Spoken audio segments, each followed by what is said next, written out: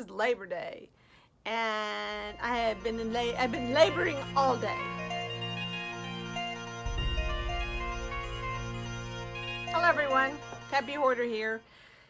I'm hanging out in my studio for a few minutes just to get a break. So far, I haven't broken out in a rash, so apparently the mold problem's under control. I don't know. I really don't know. We'll give me a few minutes and see what happens. Anyway, I have not been able to work out in my studio like I wanted to during this time. I just don't understand. So I'm on like day 7, and yeah, still the top of my studio. Still have a baby who needs to be finished, and he's just sitting here.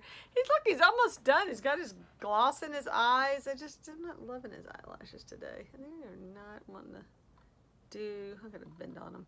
Anyway, yeah, so if you know a teacher, give them a hug, give them a call, give them some love today. Send them a Facebook post that says you're awesome, because I have spent the day, this is Labor Day, and I've been laboring all day because I've been writing my lesson plans for my art class. I guess we could have just gone and bought something for me to follow, but I know that a lot of these projects are a little bit big and drag out and kind of boring. So I'm using ones that I know are tried and true, that students love and can do something they're really proud of, and it's not just busy work. So that's why I really want to kind of put together my own, and it's taking me a lot of time that I did not know it was going to take me this much time. So that's what I've been doing all day. So not much of a video to post for y'all today, and I don't have much time because my dehumidifier is going to come on in a minute and just kill the whole thing for me. So I don't know. My studio is beckoning me because look at this crazy girl. I've been working out, no body, lots of little projects going on. And I ended up just hauling stuff out here that goes out in my studio. So it's all around me. I'm surrounded by potential in my messed up studio. Speaking of messed up studios, my barn is just as messed up. I needed to find some work to take, like, for examples for students to do. And so I kind of came out here. These were dolls. I got tons of dolls to work on. Tons. And when I say tons, I mean to weigh them, yeah, it would be a ton. So many dolls. And I just really love doing it. And there's more dolls, even more dolls. I probably have 200 dolls. Easy peasy. There is a clown. I'm not real big fan of his body because it's in bad shape. I don't know what to do with him. Haven't decided. So you get stuck in these things. You can't decide what to do. This is a painting I picked up at Rolling Hills that someone had done. It's one of those poured paintings. It's actually kind of cool, but I thought it'd be a good backdrop for maybe doing more of a collage or something else with it, and more abstract work on top of that. Not too great as a example of pouring.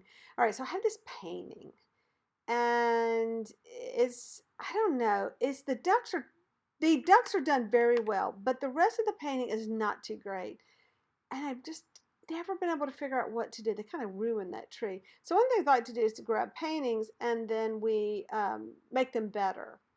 For example, that tree would need a lot more love. That's one of my favorite paintings. I pulled it because I was like, oh my gosh, you're still out in the barn. I need to bring you in the house. I really love that painting. This is a turkey painting that I really like, and at Thanksgiving, I like to bring it out. It really needs a frame. I probably have a frame that fits it.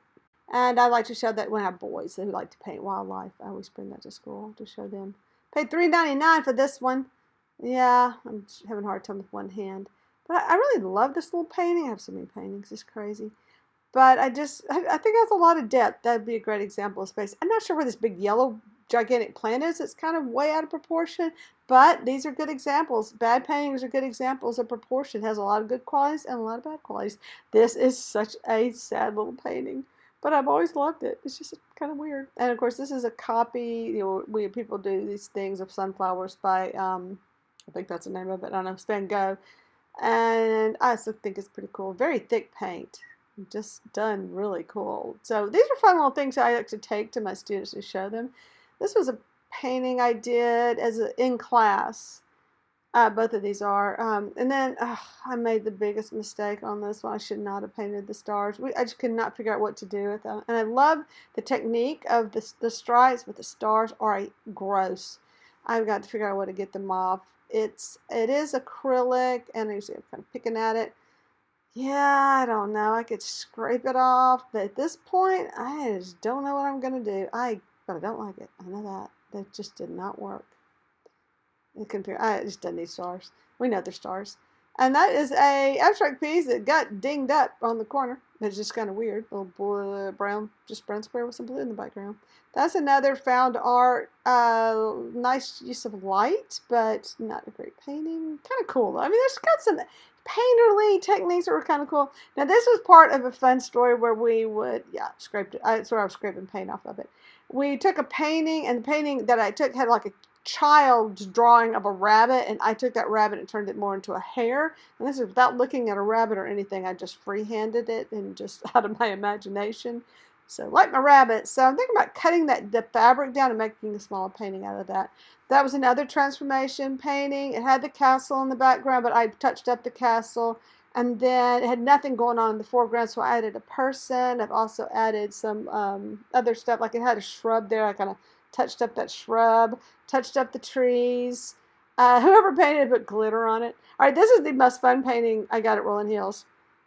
Do you see birds or do you see a face? It's one of those paintings. And I grabbed it because I need to bring it in the house because it is one of my favorites. And this is one of those paint party pictures that people have. I just thought it was fun.